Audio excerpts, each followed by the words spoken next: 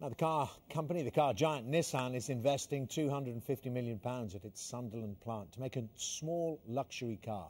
The vehicle, which hasn't yet been named, will be based on the Infiniti brand and will start rolling off the assembly line in about 2 years' time. Well, Sky's Gerard Tubb is at the Nissan plant in Sunderland, and what a Christmas present for everyone there.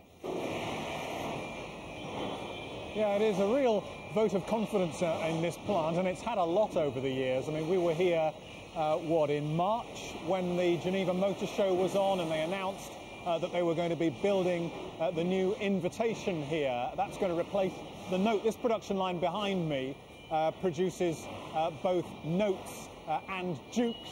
I think the car behind me, the red one, is a Note. That's going to be phased out. The Invitation's going to be built. And then the Prime Minister announced there was going to be a new C segment, as they call it in the industry, car being built here from 2014, and that would create about 1,000 jobs. Well, since then, Nissan's kind of torn that plan up and said, no, we're going to build this new luxury car, this Infiniti.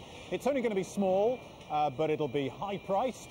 It'll have a hybrid engine, so it'll be petrol with electric motors as well, so very low emissions, a very modern car. Nissan is saying, as you say, it'll be rolling off the production lines in 2015. Roughly the same number of jobs as the Prime Minister announced in April, but hardly surprisingly. Vince Cable took the opportunity of popping up here this morning for what is undoubtedly a good news story for the coalition. I think it's part of a much bigger story about the British car industry. This particular plant produced over 500,000 cars this year. It's never happened before to any car plant anywhere in the UK. And across the UK, you've got car producers committing themselves to investing £6 billion over the next few years. And through the supply chains, we're talking about a lot of job creation and a lot of possibilities for future expansion. And, you know, given the other difficulties of the European economy in particular, this is a really good news story for the UK. And Gerard, what of the company itself? Of course, a company like Nissan could base itself anywhere within the European Union. Why do they say they have such confidence in the UK and in particular the North East? Well, they have to build cars in the EU so that they can sell them in the EU. They know that this workforce up here is very flexible. They also know that it's very reliable. One of the things that has been shown from surveys that have been conducted is that if you train people within the North East to do something, to be the workforce that you want them to be, they're likely to be very loyal, more loyal, I understand, than elsewhere in the country. In other words, they're not likely to clear off and go and work for someone else. It's a very good investment.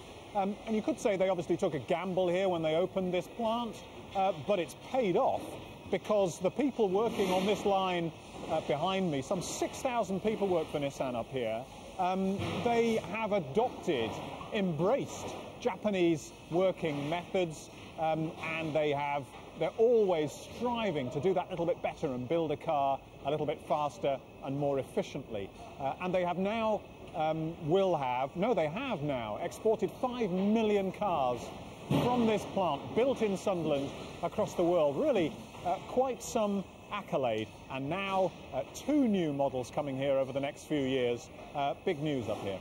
Yeah, Gerard, thank you very much. We've really seen that work ethic going on behind you. No one's let up for even a second to watch what was going on there. Gerard Tubb there at the Nissan plant in Sunderland. Well, now we take you to the